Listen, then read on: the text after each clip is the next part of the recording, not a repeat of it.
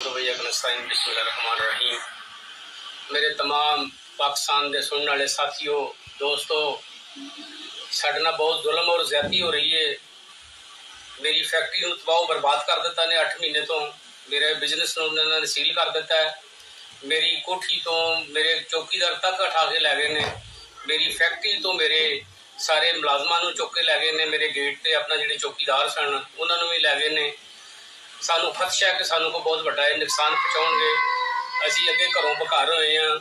मेरे छोटे छोटे पोतियां पोते मेरे बच्चे पुछते ने, मेरी पोती मेरे पोते पुछते ने कि असी कदों अपने घर जावांगे वापस।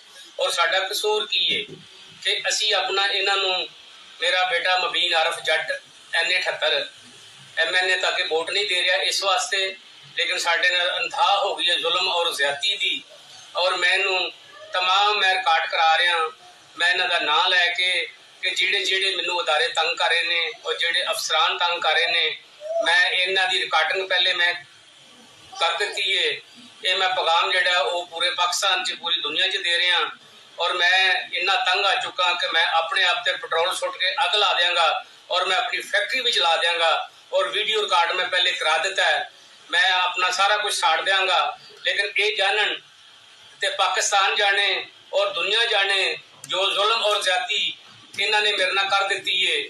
मेरे बेटे ना कर रहे ने, मेरे बच्चियां ना कर रहे ने, ना मेरी बीवी बच्चे मेरे पोतियां पोते छोटे छोटे बेचारे पुछते रहे कि दादा बो असीं घर कदों जावांगे, साडा कसूर की है।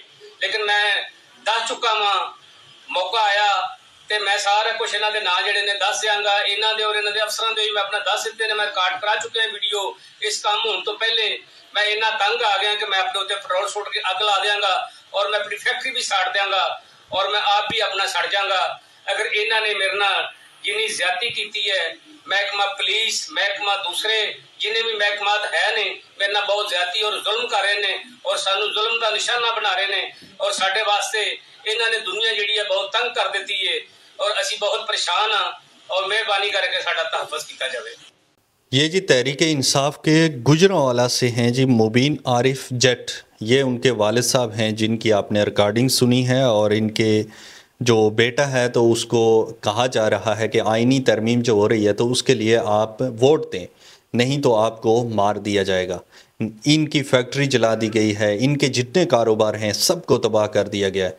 और ये इस कदर परेशान हैं कि ये कह रहे हैं कि मैं ख़ुद पेट्रोल फेंक के तो आग लगा दूंगा ख़ुद को।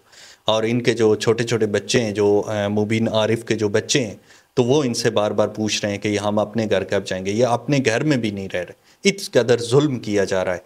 और ये जो मंडियां लगी जा रही हैं तो इनका इसका सब का क्रेडिट काजी फ़ाइज़ ईसा साहब को जाता है, जो इंसाफ के लिए आया था मगर उसने ऐसा इंसाफ किया है कि जब तक इसके असरात होंगे तो काजी साहब को दवाएं मिलती रहेंगी।